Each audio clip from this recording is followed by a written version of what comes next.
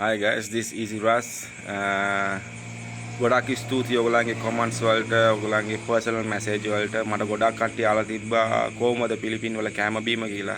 ඉතින් කැම බීම පොඩ්ඩක් මට නම් අවුල්. ඒ කියන්නේ ඉතින් ලංකාවේ කට්ටියට අපිට හොඳට කාලා පුරුදුයි කටට රහට.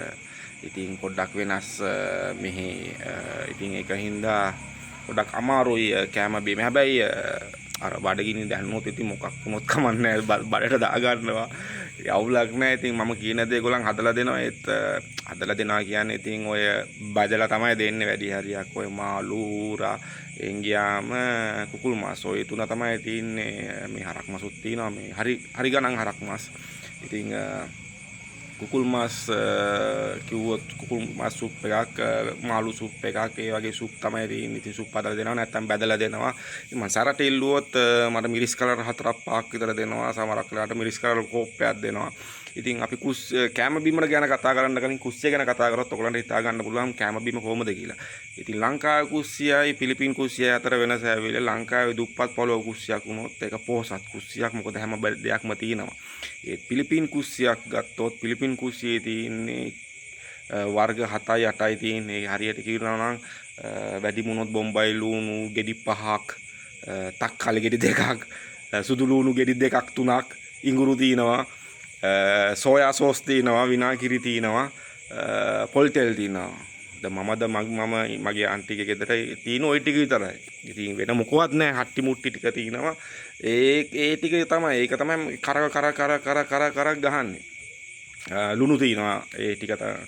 ඉතින් අනිත් ගෙවල් වලත් ওই ටිකම තමයි තියෙන්නේ. ඉතින් මම මට ඉන්වයිට් කරලා තියෙනවා. ඉන්වයිට් කරනවා. සමහර ගෙවල් වලට යන්න බෑ. මොකද වෙලා නැහැ යන්න. ඉතින් ඒ කෑමත් එහෙමම තමයි. ඉතින් කිසි වෙනසක් නැහැ. ඉතින් ඕක තමයි පිලිපින් වල කෑම වල තියෙන ප්‍රශ්නේ. හැබැයි මේ කුළු බඩුත් නෑ විකුණන්න. මම ඉන්න තැන කියන්නේ දවාව ජෙන්සන් වගේ තැන්වල තියෙනවා. හැබැයි මම ඉන්න තැන මිරිස් කුඩු පවා නැහැ. කියන්නේ කහ කුඩු තියෙනවා, ගමිරිස් කුඩු තියෙනවා. අනිත් කිසිම දෙයක් නැහැ. තුන පාරවා මේවා මොකුත් නැහැ. ඉතින් මම ගොඩක් වෙලාවට මම ඩුබයි වල ඉන්න ඔය යාළුවෙක්ට කියනවා පොඩ්ඩක් ඔය බඩු ටිකක් යවපන් කියලා. ඉතින් නැත්තම් කැනඩා වලින් යවනවා. ඒව තමයි ඉතින් ඔය මට උමනා කරන ඔය බඩු ටික මේ දැන් මට එකපාරක් යවුවා කැනඩා වලින්. ඉතින් ඒ ටික තමයි මම මේ කරක ඉතින් දැන් මට වෙනම කුස්සියක් තියෙනවා. ඉතින් මගේ හිතේ හැටියට මගේ කැම ටික මම හදා ගන්නවා. ඉතින් ඔම තමයි පිලිපින් වල තත්ත්වය. කියන්නේ මගේ කෑම වල තත්ත්වය. ඉතින් අවුලක් නැහැ. ඉතින් කොහොම හරි මැච් එකක් ගන්නවා. ඉන්න එපානේ. ඉතින් ගොඩක් ස්තුතියි. Again I have to say thank you very much for your comments and then for your followers, for everyone. I'm saying කොහේ හිටියොත් අර හිත ලංකාවේ වගේ තමයි. අර කොහේ හිටියොත් අර වෙලාවකට මට දෙයක් කියන්න තියෙනවා. මගේ අම්මා වෙලාවකට බල කරනවා කෑම එක මේසෙ උඩ තියලා කාපන් කියලා. සමහරක් වෙලාවට ඔය වෙන ප්‍රශ්නයක් තියෙනකොට ඔය කෑම කන්නෙත් නැහැ. ඉතින් හැබැයි මම මෙහෙට ආපු දවස් ඉඳන් මට ඒ කෑම එක මතක් වෙනවා. ඒක තමයි මට තියෙන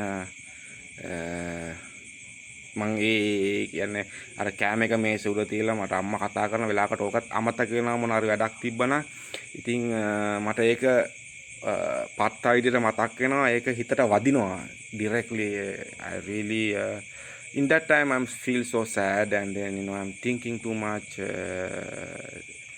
Is that a big mistake what I did? And now I'm thinking about that. So really I really miss you, Mom. And then thanks for everything. Thanks for love. Thanks for follows. Thanks for everything. Thanks for blessing. And love you guys. See you. Bye.